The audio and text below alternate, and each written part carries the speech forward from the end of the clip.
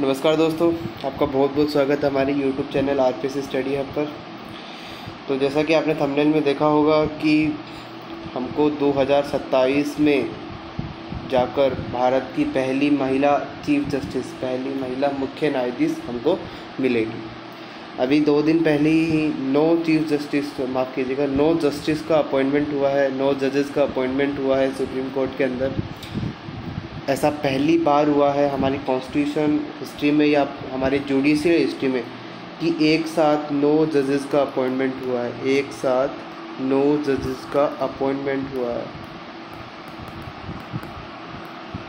और ऐसा पहली बार हुआ है कि एक साथ 3 वुमेन जजेस, 3 महिला न्यायाधीश का अपॉइंटमेंट हुआ है। और ऐसा पहली बार होगा कि एक साथ 4 महिला न्यायाधीश काम करेंगी सुप्रीम कोर्ट के अंदर। तो जैसा कि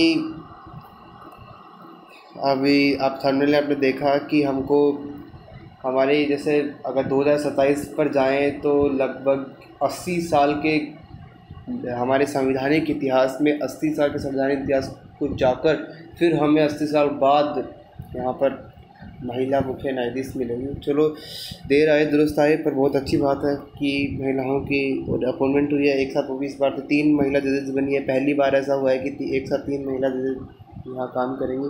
अब उन तीनों का नाम आपके सामने लिख देता हूँ। पहला नाम है, बहुत ही मोस्ट ट्रेंडिंग नाम चल रहा है फिलहाल, ये जस्टिस BV नागरत्ना। फिर है हिमा कोहली और फिर है बेला त्रिवेदी।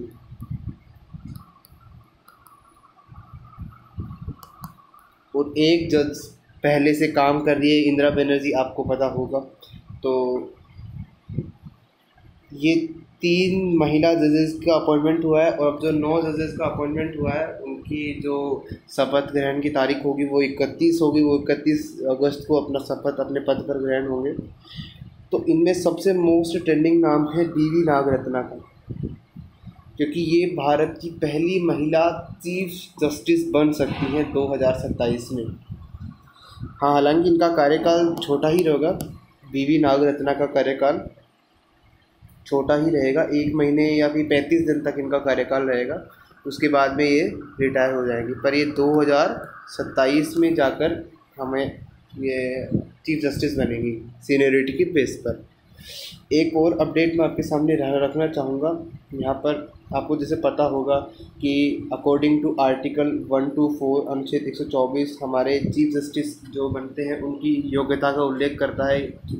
जो भी जस्टिस या चीफ जस्टिस के लिए तो कॉलेजियम होता है अलग से, लेकिन जो भी जस्टिस या भी सुप्रीम कोर्ट में बनते हैं उनकी योग्यता का उल्लेख करता है आर्टिकल 124। तो उसमें 3 योग्यताएँ बताए रखी हैं कि एक तो जो भी उसके लिए मैं कि 10 साल हाई कोर्ट का चीफ जस्टिस होना चाहिए हाई कोर्ट में। और फिर माफ़ कीजिएगा, चीफ जस्टिस बोल दिया मैंने। 10 साल तक हाई कोर्ट में जस्टिस होना चाहिए, जज के रूप में कार्यरत होना चाहिए। पहली योग्यता तो ये है।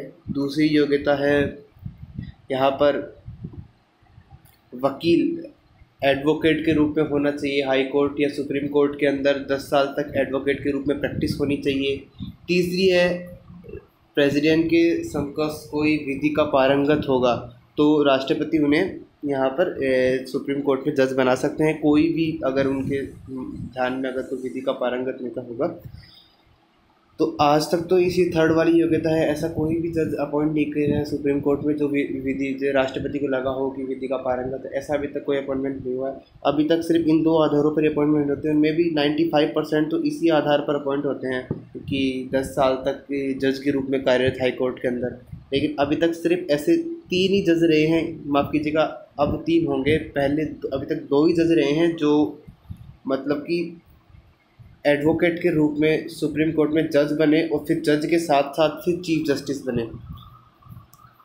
अगर कह सकता हूँ तो एक ही है, क्योंकि एक तो अभी बनेंगे, क्योंकि अभी तक ऐसा एक ही रहे हैं जो हाई कोर्ट के अंदर यहाँ पर चीफ जस्टिस के रूप में बने हैं। SM सीकरी साहब आप जानते होंगे। SM सीकरी जो केशवानंद भारती के बेंच के अध्यक्ष थे, उसके बाद में यहाँ पर यूवी ललित जो अभी सेकंड मोस्ट जज हैं, सेकंड मोस्ट सीनियर जज हैं, यूवी ललित। ये एडवोकेट के कोटे से सुप्रीम कोर्ट में जज बने थे, अब ये चीफ जस्टिस बनेंगे। अब इनके बाद ये ऐसे दूसरे जज होंगे जो एडवोकेट के कोटे से सुप्रीम कोर्ट में जज बने और फिर अब चीफ जस्टिस बने।